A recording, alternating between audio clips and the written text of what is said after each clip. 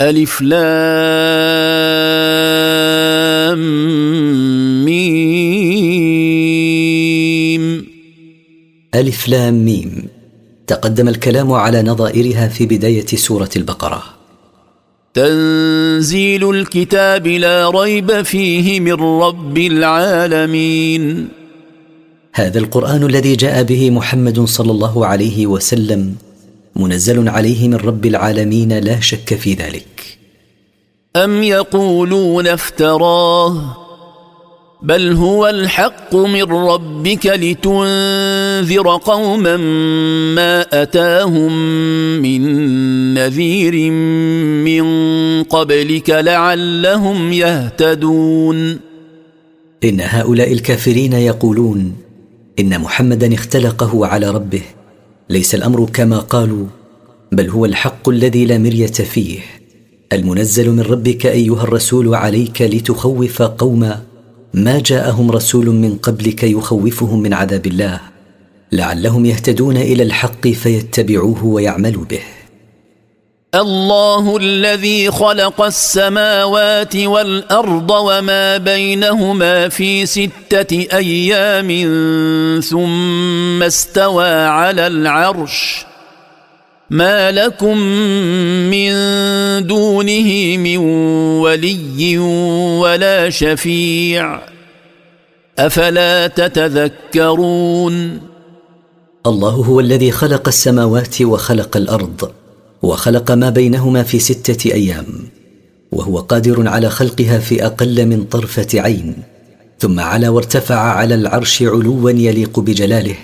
ما لكم أيها الناس من دونه من ولي يتولى أمركم أو شفيع يشفع لكم عند ربكم، أفلا تتفكرون وتعبدون الله الذي خلقكم ولا تعبدون معه غيره.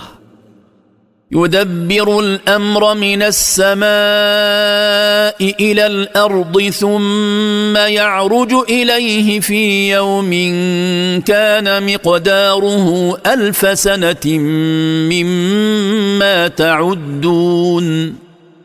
يدبر الله سبحانه وتعالى أمر جميع المخلوقات في السماوات وفي الأرض، ثم يصعد إليه ذلك الأمر في يوم كان مقداره 1000 سنة مما تعدون أنتم أيها الناس في الدنيا.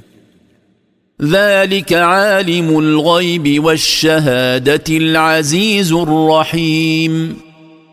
ذلك الذي يدبر ذلك كله هو عالم ما غاب وما حضر، لا يخفى عليه منهما شيء، العزيز الذي لا يغالبه أحد، الذي ينتقم من أعدائه، الرحيم بعباده المؤمنين. الذي أحسن كل شيء خلقه وبدأ خلق الإنسان من طين. الذي أتقن كل شيء خلقه وبدأ خلق آدم من طين على غير مثال سابق.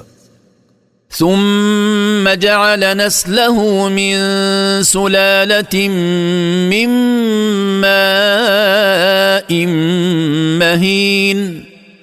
ثم جعل ذريته من بعده من الماء الذي انسل فخرج منه المني.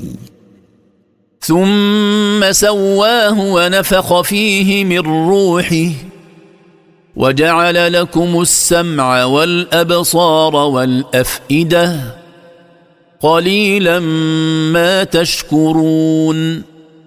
ثم أتم خلق الإنسان سويا ونفخ فيه من روحه بأمر الملك الموكل بنفخ الروح، وجعل لكم أيها الناس الأسماع لتسمعوا بها، والأبصار لتبصروا بها، والأفئدة لتعقلوا بها. قليلا ما تشكرون هذه النعم لله التي أنعم بها عليكم.